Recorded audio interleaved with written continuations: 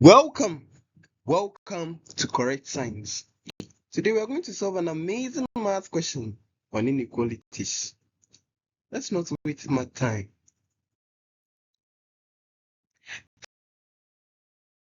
Find the set of values of x satisfying the inequality the square root of x plus 2 greater than x. The first instinct is to square both sides and solve the inequality we obtain. But that can be quite misleading, but this is not too straightforward as it may look.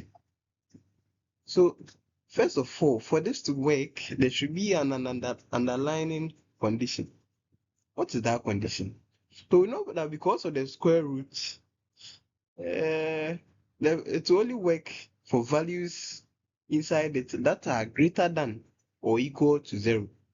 So the first thing to check is what to satisfy this. And that will be when x plus 2 is greater than or equal to 0. As such, x is greater than or equal to negative 2. So whatever we are come to solve should satisfy this condition. But now, because of this square root, we have to consider two cases. We have to split the cases to understand it clearly. So we know that x could be negative, right? And x could also be positive. So what if x is negative? Would it follow the same rule as when x is positive? Let's see.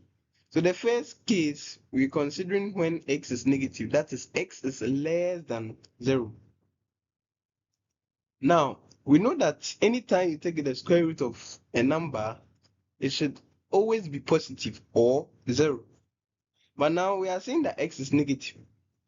That means that whatever the value of the square root is, it will always be greater than a negative number. Because whether it's positive or 0, it will always be greater than a positive number. Right? Okay. But here, there's a limitation on x, even though it should be negative. Because let's say you put something like negative 3 into it. It will not work. Why?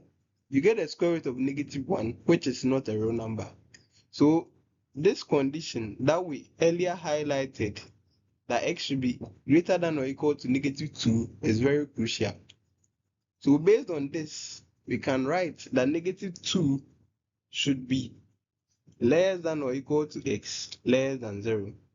Because we've already established that x should be greater than or equal to negative 2. And now we are saying that it cannot be 0 though, but it's less than 0.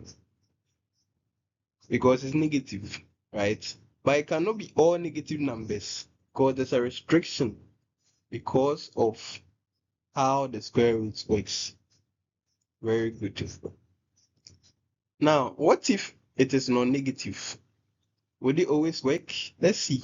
So when it's non-negative, we know that the square root of x plus 2 will always be positive or 0. And now we're also saying that it's non-negative, so x is greater than or equal to 0. Since they are all positive, we can just square both sides and be free. So we square both sides and we get x plus 2 is greater than x squared. We solve this inequality by sending x plus 2 to the other side, and you get 0 is greater than x squared minus x minus 2. This can be rewritten as x squared minus x minus 2 is less than 0. Okay. How do we solve this quadratic inequality? We can factorize this and we get x plus 1 multiplying x minus 2 less than 0. Now, we know that because the coefficient of x squared is positive, the graph will look like this. And it has roots negative 1 and 2. Now it's less than 0, so to represent this region, so we have negative 1 less than x less than 2. Very good. But we've already agreed that x should be greater than or equal to 0 because it's non-negative. So we have to find the intersection of negative 1 less than x less than 2 and x is greater than or equal to 0. For our condition to hold, this is the condition we are working on. So it means it's not from negative 1 to this 2, but there should be a 0 part, like, oh, there's a possibility that is greater than or equal to 0. But it doesn't mean, let's say you use a number like -1/2, it will work. Why? Because we are saying we are considering what positive numbers when this condition applies. So we have x to be greater than or equal to 0. But we see here that x gets to a point where it cannot go again. So it's less than 2. So we can rewrite this simply as x is greater than or equal to, 0 less than or equal to x less than 2. Okay. Wow. This is quite interesting. So now we have this for case 1 and this for case 2. Is there any point of intersection between the two?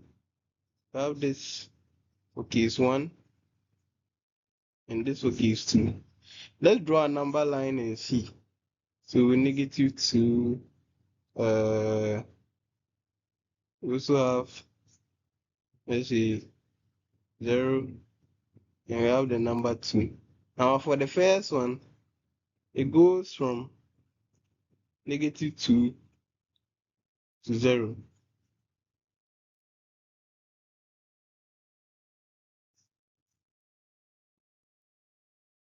And now -2 is included, so we shade it like this. It goes from -2 to 0. And now for the second one, it goes from 0 to -2 to +2, sorry, with 0 included. So you see that you can join this, the shading is quite different to this. And now what do you have? -2 less than or equal to x less than 2. And this will be the final answer for this question. What a lovely question. Try more questions and feel free to comment in the comment section.